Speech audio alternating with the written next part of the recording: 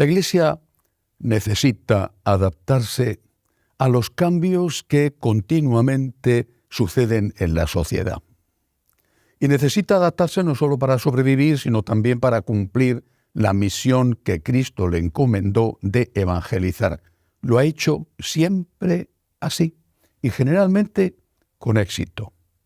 Un cambio, por ejemplo, fue el que llevaron a cabo los apóstoles instituyendo la figura del diácono, del diaconado, para que les ayudaran los diáconos en la atención social, en el reparto de la caridad a las personas necesitadas y ellos pudieran dedicarse a la evangelización. Fue un cambio extraordinario. Un cambio fue durante la persecución romana que decidieran emplear a los niños para que llevaran la comunión a los que estaban en la cárcel e iban a ser arrojados a los leones. Ahí está la figura de San Tarsicio. Después de la invasión de los bárbaros, cuando el imperio quedó arrasado en buena medida, un cambio fue la institución del monacato occidental por San Benito, que permitió, afortunadamente, conservar no solamente la cultura, sino también tener unos reductos desde donde se podía evangelizar con un poco de seguridad. Pero siglos después vino otro cambio, un cambio importantísimo, con la aprobación, el permiso dado a figuras como San Francisco, Santo Domingo y en general las órdenes mendicantes para que pudieran evangelizar por todos aquellos lugares a donde no llegaban los monjes. Un cambio extraordinario. Un cambio fue, más tarde, la creación de las congregaciones religiosas, por ejemplo, las dedicadas a la enseñanza, escolapios, salesianos, todos los demás, o las dedicadas a la misión adyentes, donde nunca se había predicado el Evangelio, los combonianos, los padres blancos. Han sido grandes cambios que han tenido lugar en la Iglesia y que han sido suscitados por el Espíritu Santo y aprobados por los papas respectivos.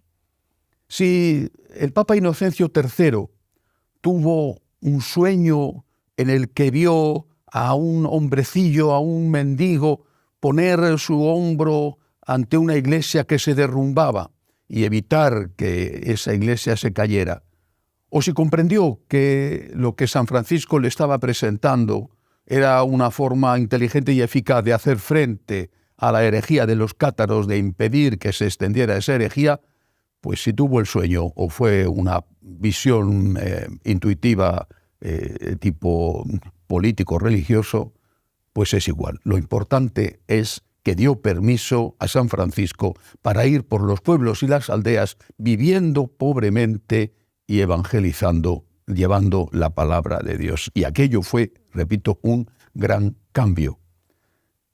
La Iglesia siempre ha sabido adaptarse a los tiempos, a las circunstancias, incluso a veces a las persecuciones, para ser fiel al mandato de Jesucristo de evangelizar. Y estoy seguro de que también siempre, ante cada cambio, no han faltado aquellos que han dicho: ¿a dónde vamos a parar?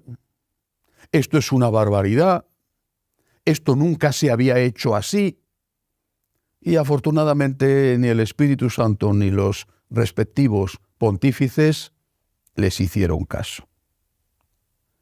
Vivimos en una época de cambios e incluso en un cambio de época. Y la Iglesia tiene que adaptarse.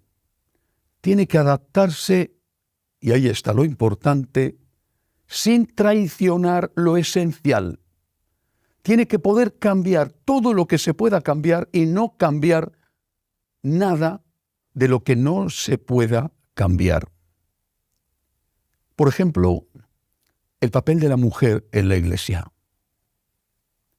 La mujer tiene cada vez mayor conciencia de su importancia y de sus derechos en la sociedad y también, por lo tanto, en la Iglesia.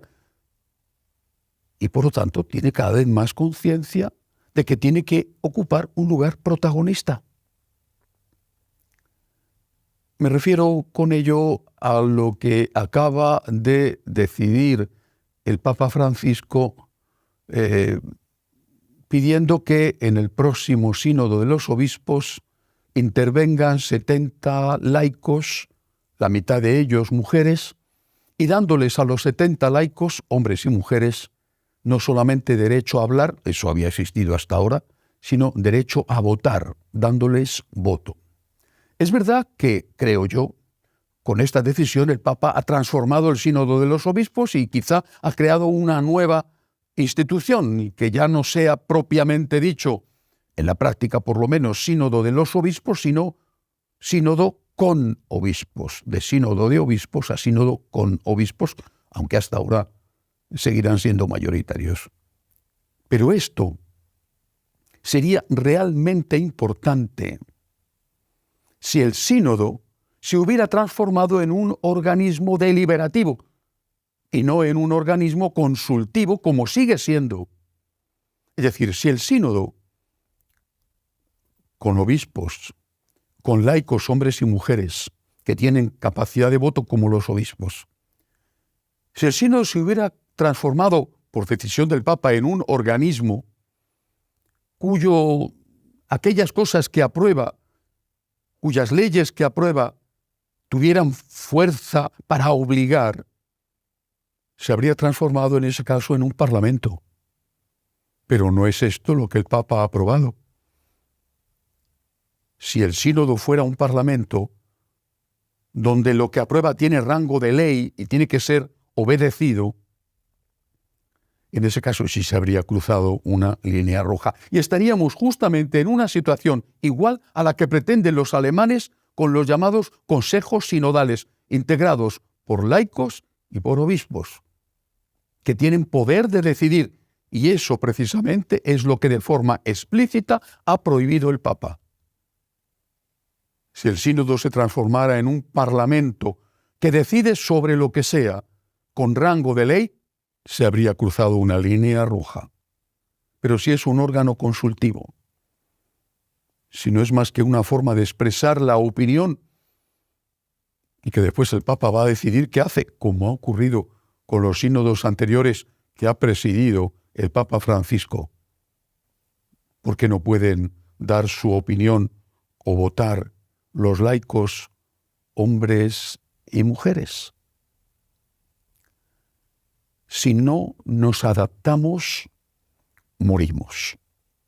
Ahora bien, lo que es necesario, lo que es imprescindible es saber qué es lo que no se puede adaptar, qué es lo que no se puede cambiar. Por ejemplo, no se puede cambiar la ley que prohíbe comulgar el pecado mortal.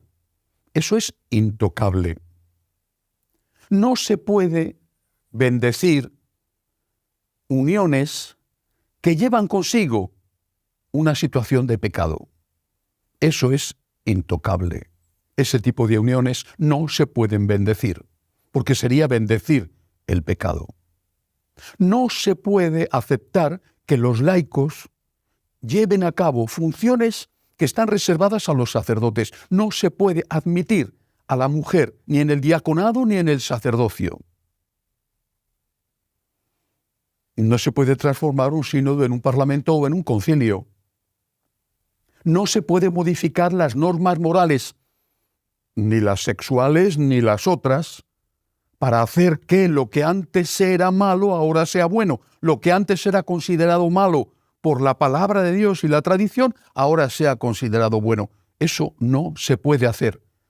Hay que tener muy claras las cosas que no se pueden hacer y en ellas poner todo el esfuerzo y por ellas dar la batalla para que no se hagan.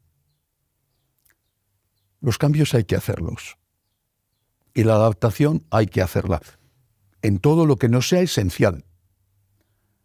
Y si algunos de esos cambios no son correctos y se demuestra que no son eficaces, pues se volverá marcha atrás o se harán otros cambios diferentes. Lo que no se puede es cambiar aquello que no se debe cambiar y he enumerado ahora mismo unas cuantas cosas. Esas no se pueden cambiar ahí, para defender eso que es intocable. Ahí es donde hay que poner el esfuerzo. Ahí es donde hay que dar la batalla. De lo contrario, podemos caer en la trampa de escandalizarnos por cualquier cosa y de estar matando moscas a cañonazos. Y matar moscas a cañonazos no ha sido nunca ni eficaz ni inteligente. Defendamos lo que es intocable, lo que es esencial, y aceptemos que el Espíritu Santo puede estar guiándonos para hacer cosas que hasta ahora no se han hecho y que quizá mañana tampoco tengan que hacerse, pero que hoy pueden empezar a hacerse. Mientras no se toque lo esencial, me parece poco inteligente estar por sistema cerrado a los cambios. Hasta la semana que viene, si Dios quiere.